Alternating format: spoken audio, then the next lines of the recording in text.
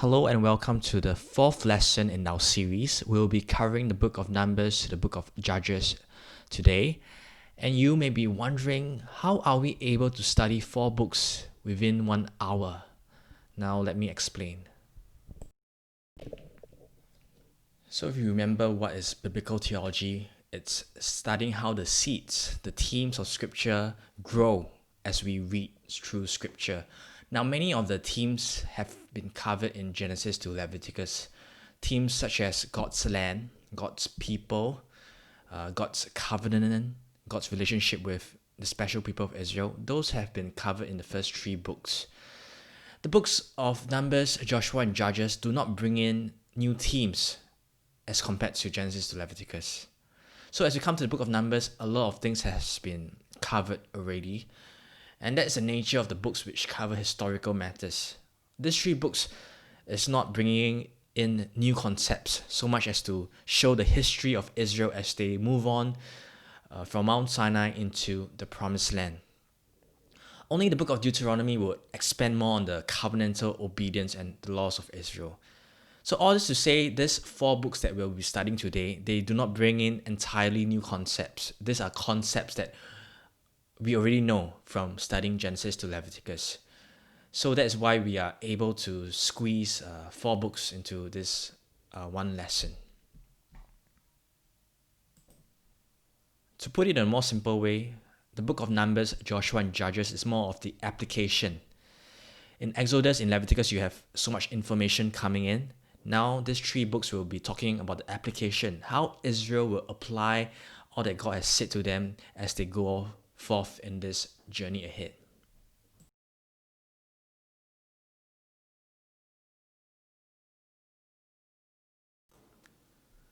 So just to recap where we are so far after studying Genesis to Leviticus. In Genesis, we study the fall of man.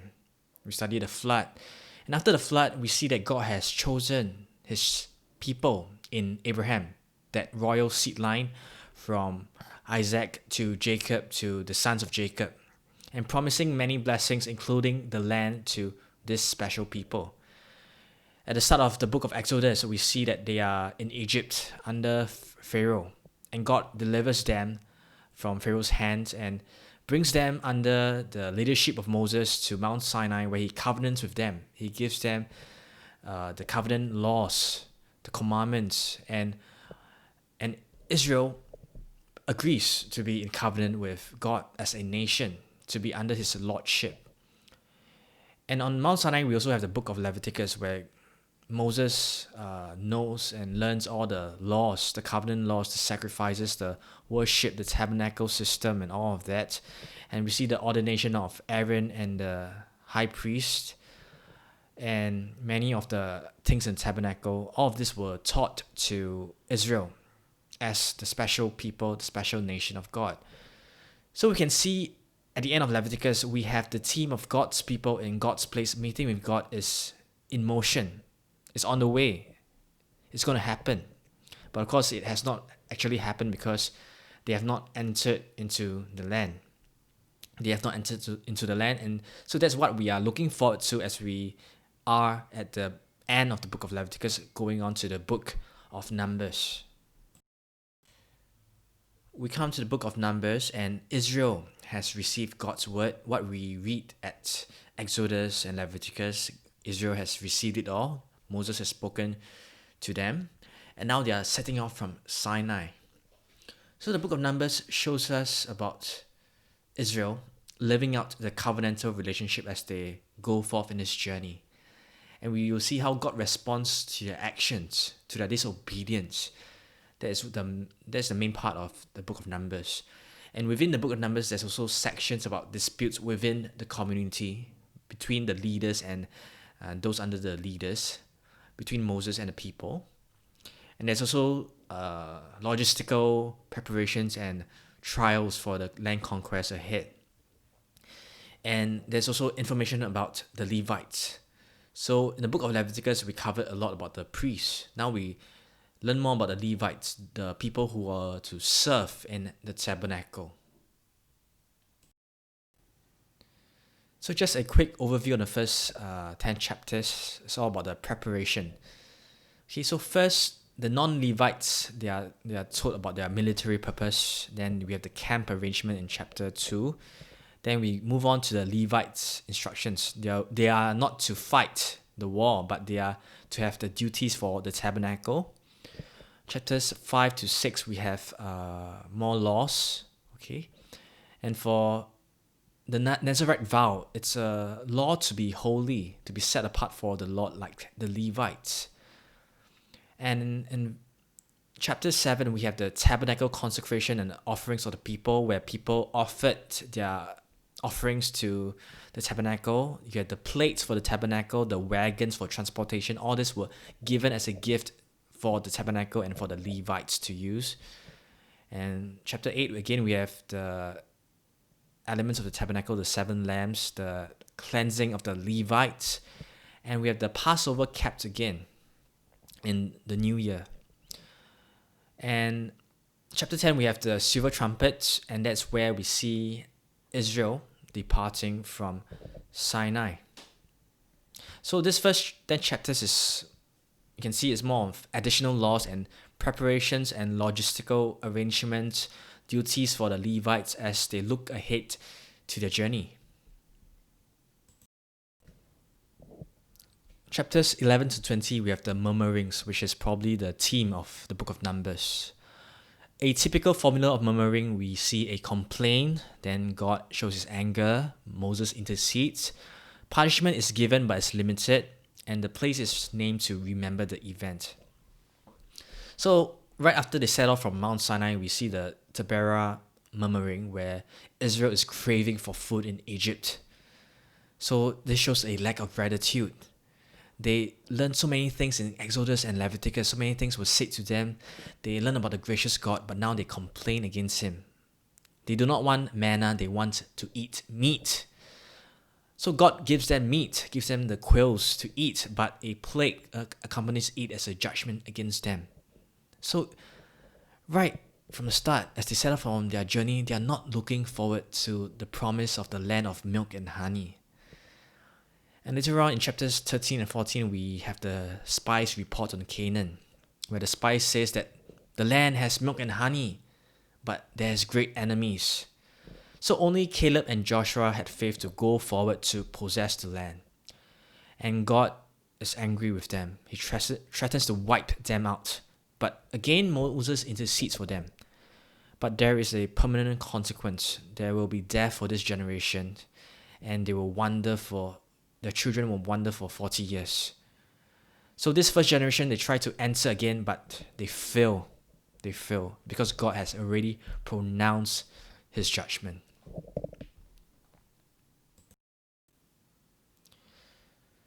In Numbers 16, 20 and 21, there's more murmurings. A Levite servant, Korah, murmurs against God's chosen servant, Moses. The story is that in verse 3, he believed all people are holy, and Moses and Aaron are not to lead them. Not everyone is equal. So this rebellion, God destroys them. And after the whole incident in verse 41, people accuse Moses and Aaron of killing. So God sends a plague. Chapter 20, there was a murmuring against a lack of water. Again, they wish to return to Egypt. Better to die like those who have died before. And Moses here also dishonors God, right, by striking the rock. And God prevents Moses from entering the promised land. So God is, in a way, is fair. And in chapter 21, there's murmuring against food issues again. God sends serpents, and Moses intercedes with the bronze serpent that is raised up. So what can we say about all these murmurings? First is a lack of trust. They heard God speak through Moses, all the things that God spoke through Moses. They saw the many miracles, the deliverance from Egypt, but they did not learn anything by what they did, by what they failed to believe in. It showed that they did not learn all these things. Instead of being faithful in all these tests of faith, right, they tested God instead. So it's very ironic and sad. Exodus 50:26 says that I am the Lord that healeth thee. I will not put all these diseases upon you which I brought upon the Egyptians. I am the Lord that heals you. And we are left to wonder and say, except for God's grace, was Israel as a people different from Egypt? Right? It's quite ironic that Israel was safe in Egypt. They did not suffer the plagues that the Egyptians suffered, right? The 10 plagues, Israel did not suffer them. But once they were outside of Egypt, they suffered so many plagues, as what we have read in the book of Numbers. The Lord was to be a healer to them. But because of their disobedience, He is now the one that curseth them with all these plagues. And we remember that all these punishments are severe because they are God's people. They agreed to be God's people. So the covenantal disobedience, the punishment is so severe.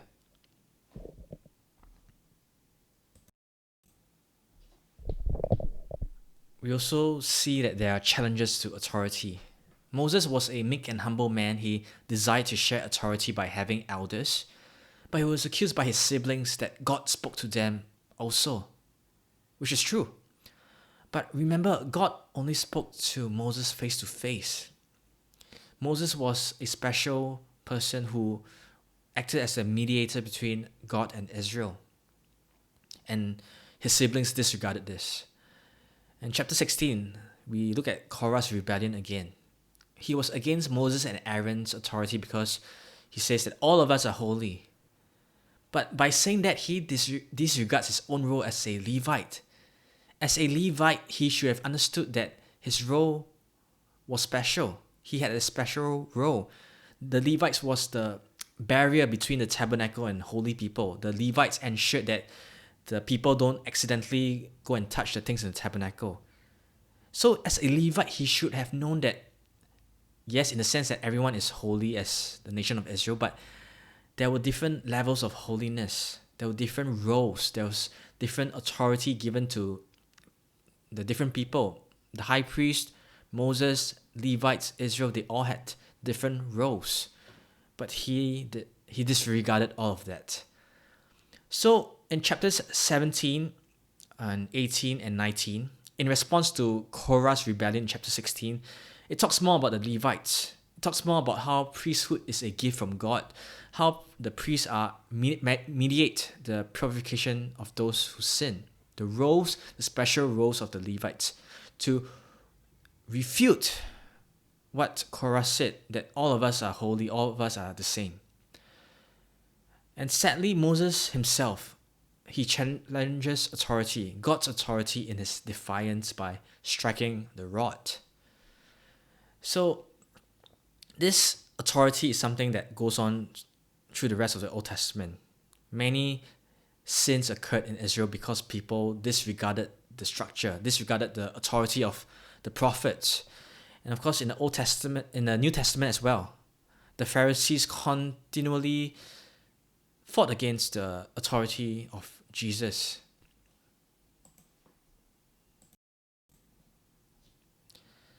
Similar to the golden calf incident, Israel commits religious apostasy. And this is something that will go on as Israel comes into the land. There was a punishment of a plague that killed 24,000. What happened was the Israelites mixed with the Moabites, the Midianites, and they engaged in false worship. And it could have been worse, but Phinehas offered an atonement in killing a fornicator. And all these deaths further marked the end of the Sinai generation, the first generation that God said would die in the wilderness.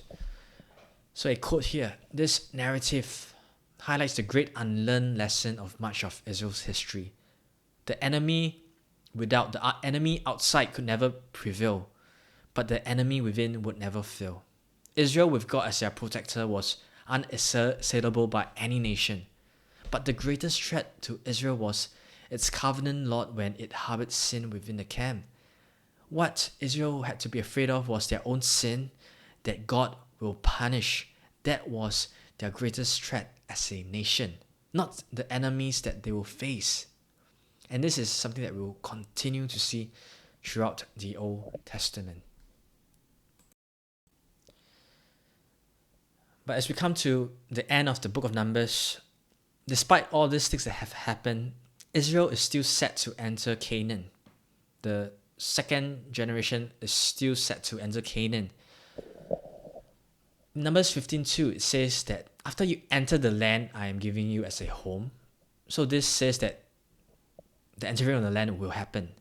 And this is spoken to the next generation after the condemnation of the first generation who were faithless. So in chapter 21, we see victories over pagan kings. Chapters 22-24, know the story with Balaam, Balak, the donkey. God reveals through all this that he desires to bless Israel. We see the repeating of the Genesis promises to Abraham. For example, Numbers 23:10, who can count the dust of Jacob?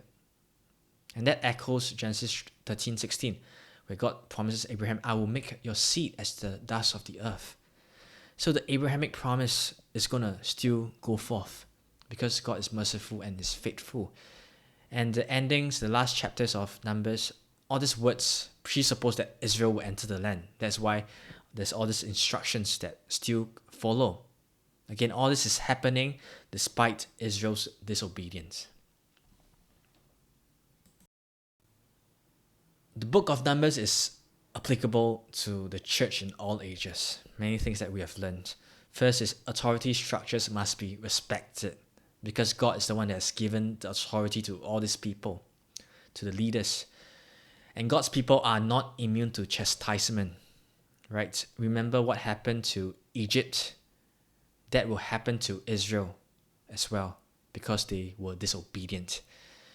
And miracles do not guarantee belief. The first generation of Israelites here, they saw many miracles. They saw the deliverance from Egypt. They saw the manna and all of that. But it did not guarantee belief. They lacked faith.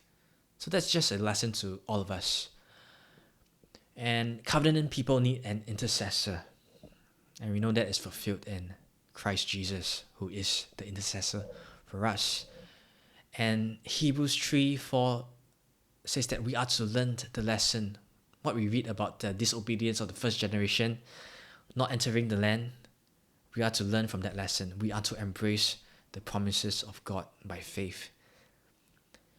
And what we see in the book of Numbers, the idolatry before entering the land, it previews the idolatry after entering the land. So that's why there's so many warnings that when you enter the land, you must make sure your worship of God. Make sure the enemies are removed and eliminated. Make sure that if there is a hint of idolatry, you get rid of it. That's how we understand the strict rules of Israel entering the land, how they were to live in the land. And a sense of optimism. Despite the great sin of the first generation, there were faithful people, Joshua and Caleb. God always preserves a faithful remnant in the midst of sinful people. And again, what we've covered, the greatest threat is sin within the camp, not the enemies outside the camp. Okay? And we see here that God is faithful, yet chastises his people with threats of disallowing them from enjoying the land. God is faithful to his promises. God is also faithful to what he has said he will punish also. God is faithful to whatever he says.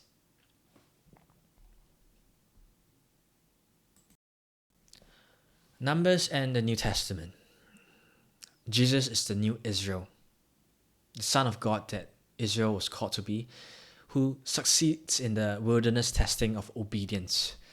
And we know in John 3 that Jesus is the bronze serpent that saves us from the deserved curses. We are to look for him, look towards him.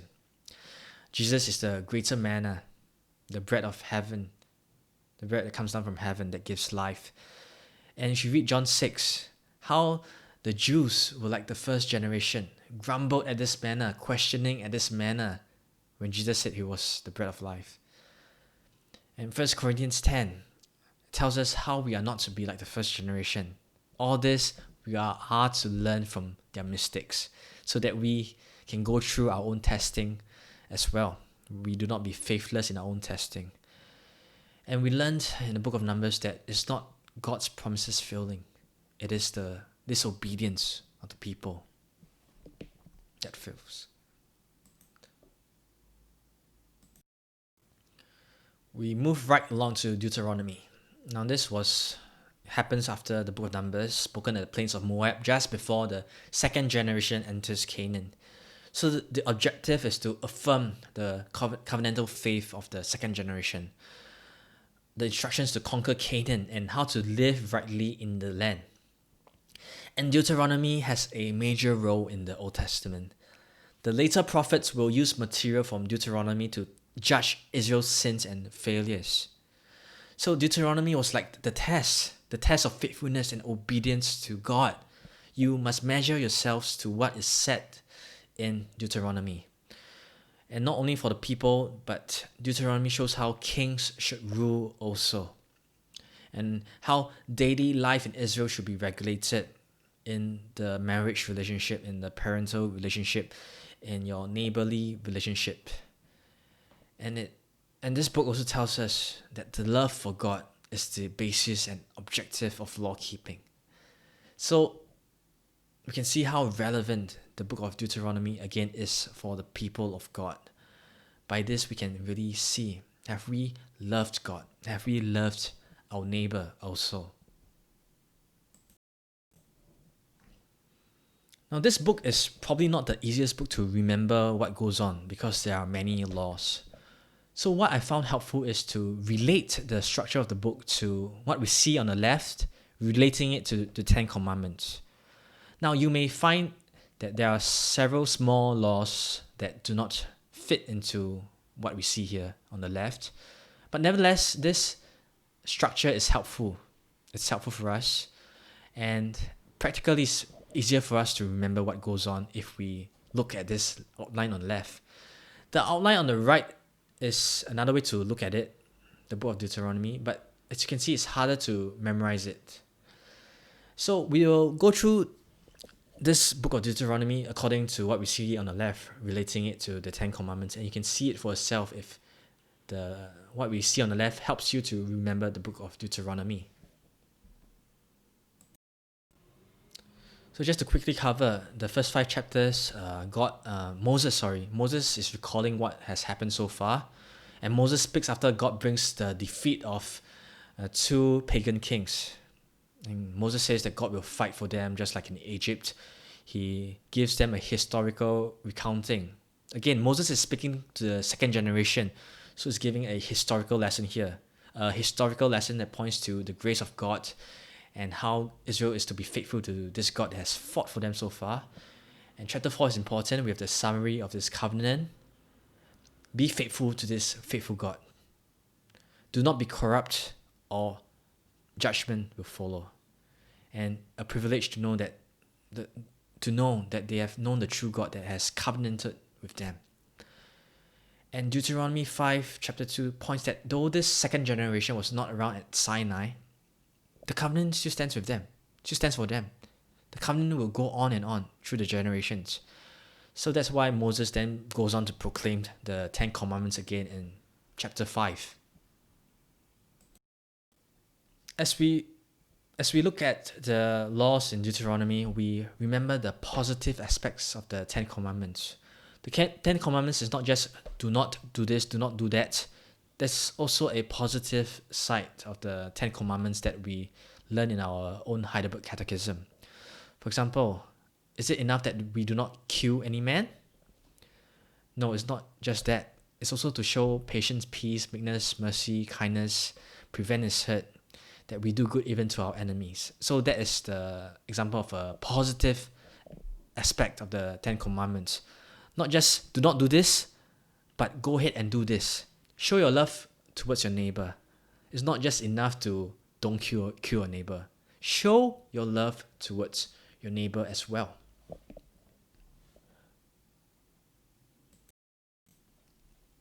So Deuteronomy 6 to 11 relates to the first commandment according to the outline that we covered just now. So the Lord is one. Then we have the great commandment, love the Lord your God with all your heart, soul, and with all your strength. And this love towards God is the motivation for obedience. And children are to be taught all this, and they were to be taught the history of God's salvation towards Israel. Then chapter 7 to 9 follows, right? What are the threats to the first commandment obedience? Chapter 7 talks about the pagans in the land, talks about the marriage towards marriage with the pagans, which Israel is not to do. And chapter 8 says that a threat to the first commandment is the prosperity in the land. Because when you prosper, there's a threat that you forget God. Because you're enjoying yourself so much, you forget God. And chapter 9 talks about self-righteousness. When Israel is in the land, they may forget what has happened. They may think that they are in the land because they are self-righteous. Because of our righteousness, we are in the land. So this is all the threats that are threatening the first commandment obedience. And to remind Israel that they are not righteous by themselves, God recalls the incidents that have happened, the golden calf incident. In chapter 10, we see a call to circumcise their hearts. So here God says that it's not just external religion. It's not just because you were circumcised, but there is a need to circumcise your heart. And chapter 11 is a summary of the call of obedience. You are to be obedient, and there are blessings that flow from your obedience. Deuteronomy 12 to 16 talks about the second to fourth commandment. First is second commandment, worship. They are to destroy the false worship sites in Canaan, worship in God's chosen place. There in the land there will be animals for sacrifice, but do not eat the blood. And then we move on to the third commandment, where we are to honor the name. Okay? Not just the name of God, but it's also His presence, which is associated with His name. The name of God was on Israel. So those who speak falsely in God's name, the false prophets, they will be punished. Do not listen to them. Get rid of them. They were to be severely punished. And we see the food laws also. So allegiance to God also involves the food laws. Then we have the fourth commandment, which is the Sabbath, the tithing on Sabbath, the Sabbath year of release or slavery. Then we have the Passover and the many feasts as well. Then we have the fifth and sixth commandment. The fifth commandment is authority. There will be judges in the tribes. There's the justice system with the witnesses and the sentences. Then we find the kingship system in Deuteronomy 17, which is to come. Then there's the provisions for the priests and the Levites, the special people, and the prophets who must be listened to. Then we move to the sixth commandment, the human dignity and life, with the cities of refuge for the unintentional killing, property boundaries, fair trials and honest witnesses, warfare laws, rules of engagement with other nations, unsolved murders, female captives in war, what are you to do with them, and the inheritance rights. So this part of the civil law. The civil law.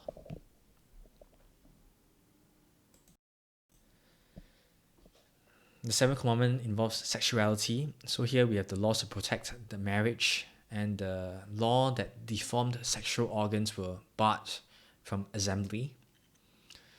Then we have the eighth commandment, which is do not steal. So this relates to personal property. You are to help your neighbor. You are to ensure your vows are faithful.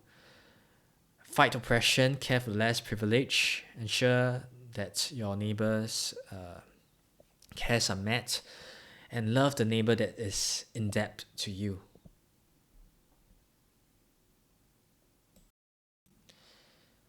Then the ninth and tenth commandment, truthfulness. So with the declaration of a brother who does not want to take his brother's wife. So everything is declared truthfully. Do not use false weights in trading. And note that dishonesty is an abomination to God. Then the last commandment, which is do not covet. So the positive side of do not covet is to be content with what you have. That's what we read in chapter 26. Go to the land, enjoy what God provides. be content. Right? So that's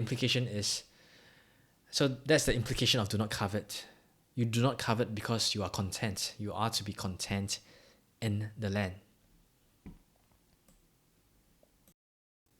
So the concluding chapters of Deuteronomy, Joshua is set as a successor. Moses is going to die, and there is appointed reading of the law at set times that Israel is to obey.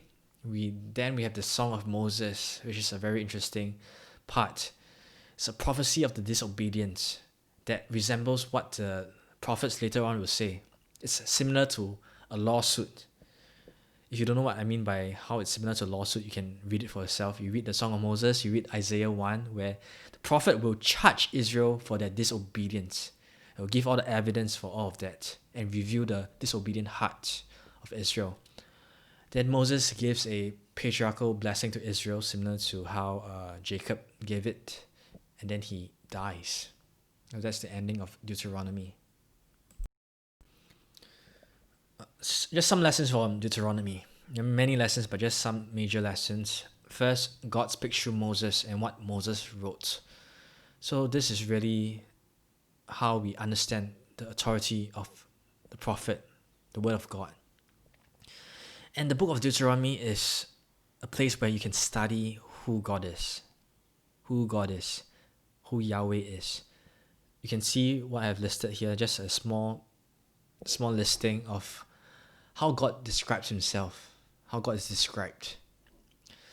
And we learned that Israel, what Israel learned, we are to learn as well. Israel was a community chosen by grace, right? But yet they were sinful and uncircumcised in heart. And God says in Deuteronomy 30, I think, that God is the one that will circumcise their hearts. So that is looking forward towards the new covenant, right? Where God will circumcise their hearts, where they will truly know God.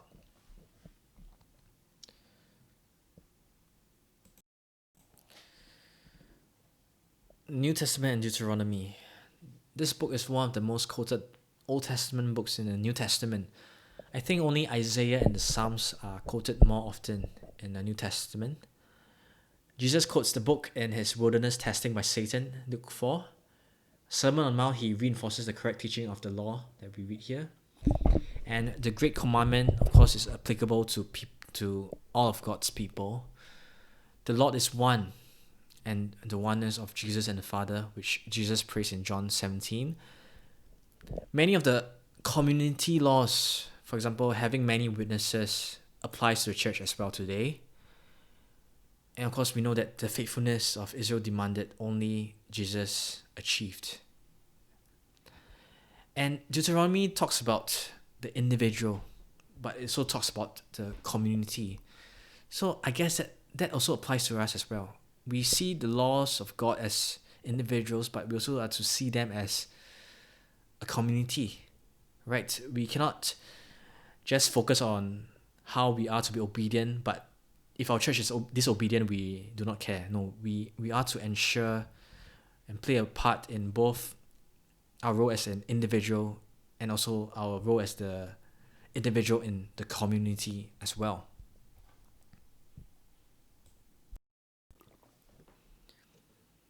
So moving to Joshua. So Joshua is not just a historical conquest account by itself, but it sets up the future books also. In the midst of the account, we see sin in the community, and that is a preview again of life in the land. This is something that we've been covering the whole lesson, sin in the community. We see that in the book of Joshua. And after the conquest, after the first half of the book of the conquest, the later half has warnings for Israel. So Joshua is not just a happy story of conquest. There is this tension, this threat, these warnings that are also included as well.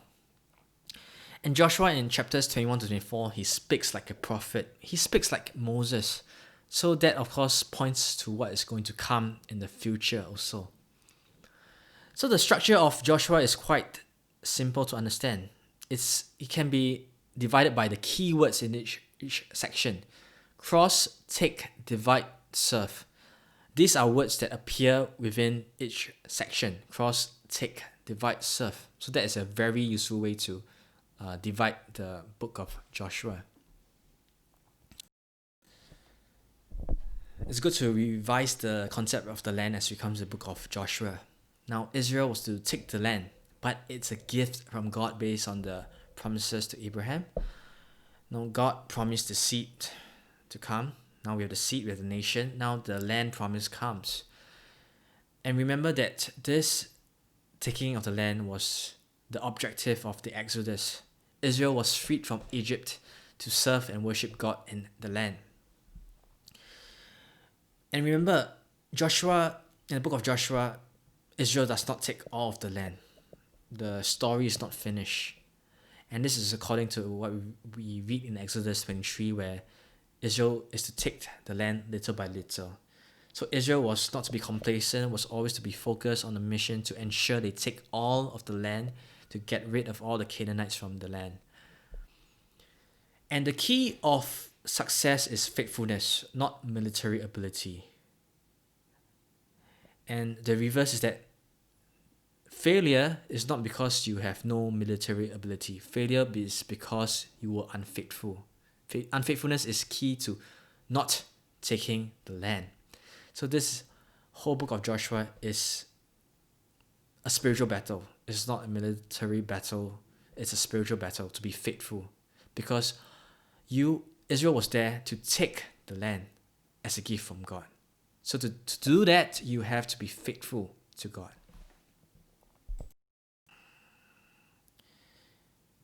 And we also have to revise who are the people living in the land? The Canaanites. The Canaanites. So remember Noah's curse on Ham's descendants. The exile and the deaths of the Canaanites come as a punishment for their sins. But remember that Israelites also can die due to sins. Some Israelites die in the book of Joshua due to their sins. And Joshua further warns of death due to future sins.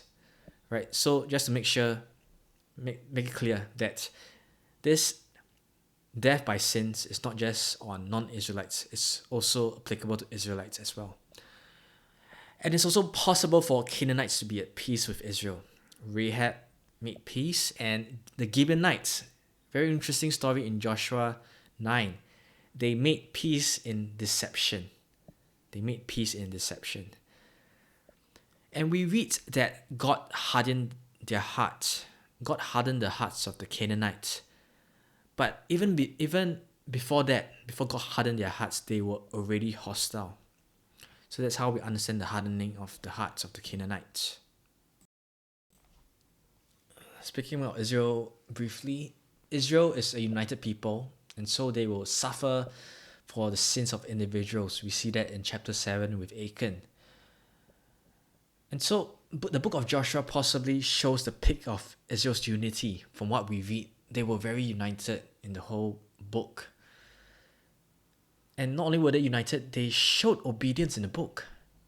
They responded well to the Achan episode. They defeated the Anakim. If you remember, they were the people that the first generation of Israelites were afraid of. And the Transjordan tribes fulfilled their obligation. There were some tribes who said that they would rather live on the other side of the Jordan than in Canaan. But they promised that we will fight. Nevertheless, even though we are not joining you in Canaan, we will fight for you in Canaan. And they did. They fulfilled their promise. And related to this, when the Transjordan tribes, they lived on the other side of the Jordan, they wanted to build another altar. There was a great zeal. There was great conflict, which is, in a sense, good because they were jealous. They wanted to ensure that the worship was pure. They did not want people to do the wrong things for worship. So there was zeal for worship. And Israel did serve the Lord, stated clearly in 24:31. But despite all of this, Joshua's farewell speech at the end seemed a bit pessimistic. Now we'll go to that later on. Another theme that we see is the foreigners in the people of God. not foreigners outside the people of God, but the foreigners in the people of God. We know the story of Rahab, who entered Israel by faith, the community. Then we have the Gibeonites in chapter 9. Very interesting story. They were Canaanites, but they acted like they were faraway people and deceived Israel to covenant with them so that they will not perish like the rest of the Canaanites. This is according to what was said in Deuteronomy 20, where faraway cities are given the choice to serve rather than be destroyed. And this was only to faraway cities, not to Canaanite cities. So that's why the Gibeonites pretended to be faraway people, so that they can have what is stated in Deuteronomy 20, that condition to not be destroyed. But of course, only Rahab was honored in Hebrews 11 because she entered by faith. And this, of course, the whole Gentile in Israel concept carries on throughout the book of the Bible. We read about Ruth as well, a Moabite in Israel. Now, Joshua's final speech in chapters 21 to 24, it links the book to the pessimism of Deuteronomy and the future disobedience of Israel in the later books. Deuteronomy had laws, but it also involved some prophecies about disobedience. What will happen if they were disobedient? So Joshua is bringing Deuteronomy up and charging Israel to be obedient. And we see the disobedience of Israel. We talked about Israel being obedient, but they were also disobedient as well. They did not dispossess all the enemies of the land. They were still in idolatry, still worshipping foreign gods. And they were still showing a lack of dedicated service, right? That's what prompts the famous verse of Joshua. Who will you serve? Who will you serve? If Joshua was convinced that Israel would serve, he would not have asked that question, correct? And Joshua says that Israel is not able to serve God who cannot tolerate sin. Joshua says that Israel cannot serve God. And Israel's response is simply, we will serve God. So that is not the ideal answer that we would expect. Joshua later calls them to put away false gods. And Israel's response again is, we will serve God. They did not say, we will put away the false gods, but they just said, we will serve God. So it's a bit of vagueness about it. So the book of Joshua leaves us wondering, as we read the end of the book of Joshua, we are not convinced that Israel will be faithful according to what the past generation did and according to their little acts of disobedience that we covered in this slide. There is still this sense of uneasiness about Israel.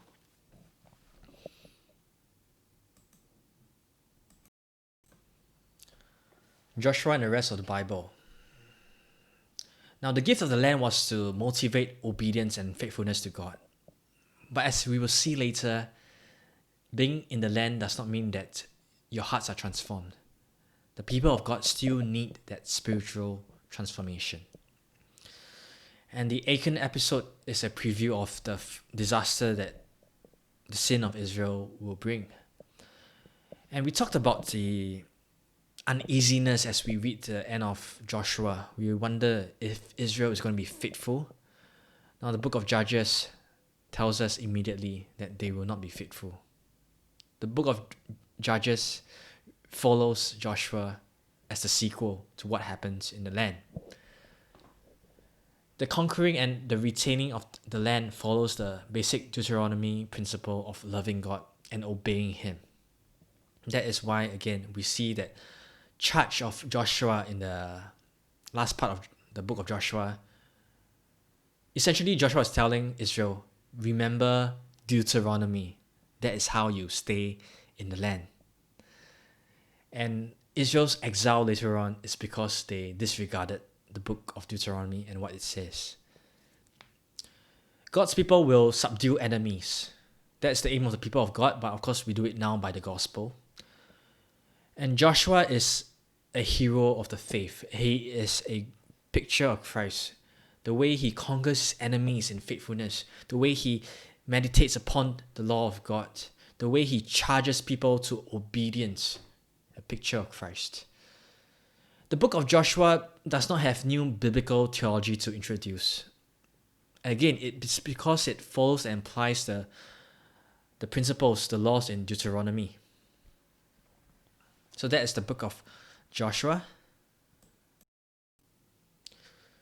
And we go to the book of Judges, the direct sequel of Joshua.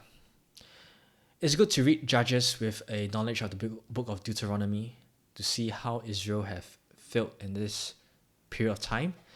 The book of Judges shows the need for kingship. It's often repeated in the book of Judges. In those days, there was no king in Israel. And we can see that the book of Joshua is like a shaky bridge between Joshua and 1 Samuel, where kingship is looked forward to. But nevertheless, God brings Israel through this time period through the Judges. And the book of Judges shows the consequence. There were many warnings of the results of not wiping out the Canaanites. The book of Judges tells us the consequences of all this. We read a passage in Numbers 33:55. If you do not drive them out from the land, they will be pricks in your eyes, thorns in your sides, and vex you in the land ye shall dwell. That is what happens. That is what Israel did not heed of this. Here are the consequences. And so the book of Judges shows the cycle of idolatry that Israel faces. A quote by Bruce Waltker. As Joshua once at the covenant renewal ceremony prior to his death, you are not able to serve I am, Yahweh, the Lord. The next generation abandons Yahweh, I am, in favor of serving the morally debased Canaanite fertility deities. Where Joshua's generation serves Yahweh and enjoys covenant blessings, including rest in land, the succeeding generations incrementally break Yahweh's covenant and experience the covenant curses, including increasingly long epochs of without rest in the land. So this quote helps us to just link the book of Joshua and the book of Judges. So the structure of Judges is that there is two prologues. We have Israel's perspective, then we have the divine perspective, which tells us how God was unhappy with what Israel was doing. Then we have two epilogues, which focuses on the Levites. It focuses on the ungodliness of the Levites. And this tells us the story of Israel, that even the Levites are in this state of ungodliness. Right? It's as if it's telling us that this is the root of the ungodliness of Israel. Look at your Levites. And we can see here, an author put it this way: Israel becomes Canaan at the end of Judges. Have you ever read Judges 19? If you read Judges 19, you will understand why someone would say Israel becomes Canaan by the time of the end of the book of Judges.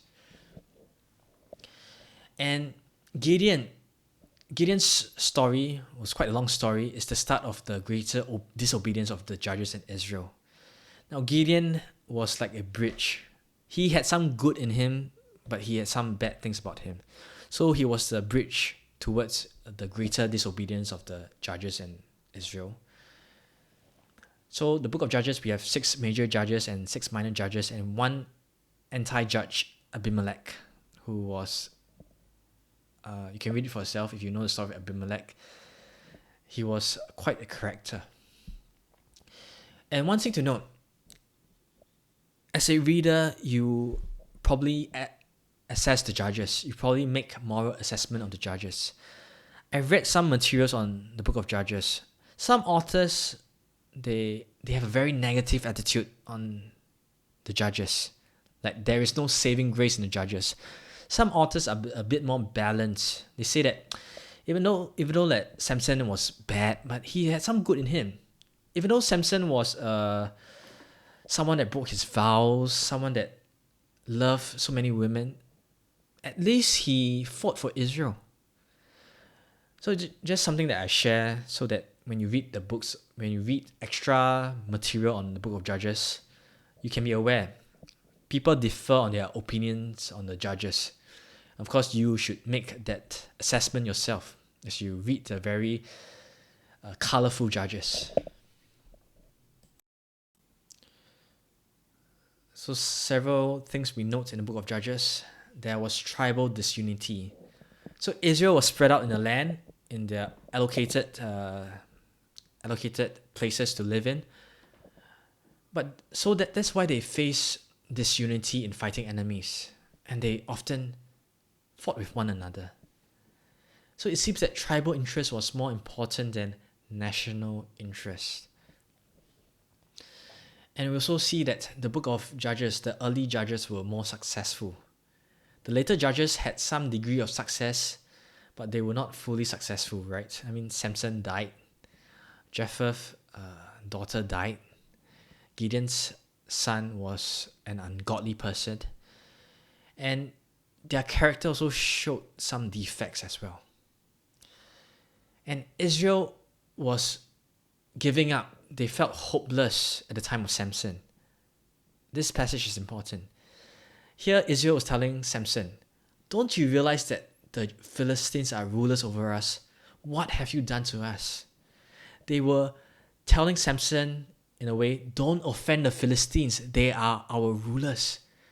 So that shows the sad case of Israel at this point. They have given up. They have given up having the land to themselves. And not only that, they have acknowledged that the Philistines are our rulers. So again, this points to the need of a king, right? More themes to consider. It was a great test of faith to fight the people in the land. These enemies had great armies and great technologies. They had leaders who had fearsome reputations. So that's why Hebrews 11 lists the judges who conquered by faith. And the next theme is sin. Again, what we have covered so far. Get rid of leaven. There are things that seem harmless but potentially harmful. You have to get rid of them. We read of, for example, there was an altar of Baal in Gideon's backyard. So these are things that Israel was to acknowledge and say that, what is this thing? Why is there altars of Baal in our backyard? What's going on? So that's a lesson that they were supposed to learn. And the Canaanite religion. The Canaanite religion was very focused on prosperity. They were about the prosperity gospel, in the sense that a lot of them was focused on fertility of the land. Baal was a god of fertility. People worshipped Baal because they wanted fertile lands. And you can see why Israel was tempted to worship Baal, because worshipping Baal involves getting fertile lands, aim at prosperity. And all these religions were in conflict with Israel's personal religion. Israel had a personal religion with the personal God, the God of Sinai, that delivered them out of Egypt. But they traded that personal religion with this prosperity religion. Very sad. And they cried out to God. Israel cried out to God, but this was mixed with crying out to other gods as well. So Israel at this state, they were just calling out for help towards anyone and everyone, every god there is. And this went against the principle in Deuteronomy to love the Lord. The Lord is one. Only God you shall serve. Right? Judges and the New Testament. We can see here in the book of Judges that there was punishment. And there is punishment because God is faithful. He's faithful to his covenant, which includes punishment. And that's what we have to acknowledge as well, of course. And the threat of God's people is internal.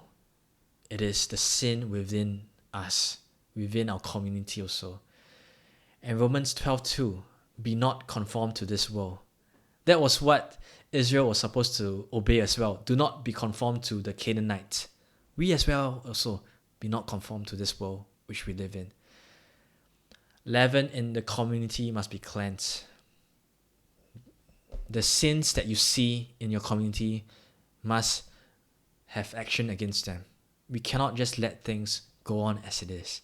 It must be cleansed. There must be discipline. And as we read about the judges, we know that morally they are way off from Christ. Christ is way, of course, perfect. The judges had so many imperfections. But nevertheless, the judges pointed to the work of Christ, his saving work on his people, his deliverance. Christ now rules us by word and spirit. This is something that was needed in the book of Judges. But that's what we have right now. Christ is our King. He rules us by his word and spirit. Our catechism says that he pours out his spirit upon us, and that by his power he defends and preserves us against all enemies. So that is what the judges were pointing towards. The judges were anointed with the Spirit. They had Spirit-filled powers to deliver Israel. But that is pointing towards the Spirit-filled work of accomplishment that Christ has accomplished. So a summary of what we've covered so far. We started at the book of Numbers, then we ended with Judges. At the start of Numbers, we see that Israel has received a lot of instruction on living in covenant with God. They're ready to set off to take the covenant gift of the land. At the end of Judges, Israel has conquered that they are living in the land, but they have shown a defiance in living in covenant with God. They are suffering the start of the covenant curses that God promised will come. So as we come to the end of Judges, we are looking forward towards a king that keeps the covenant, a king that understands the book of Deuteronomy, that will also lead Israel to obedience and worship with God. A king that is anointed by the Spirit, just like the judges. Someone that all of Israel can look up to. Someone that can unite a very disunited Israel. Someone with charisma, godly charisma. A man that is not only good at military matters, but is a man chiefly after God's own heart. And of course, that's what we see in the book of 1 Samuel that we will cover next week, God willing. So do join us next week. I'll see you then. Bye.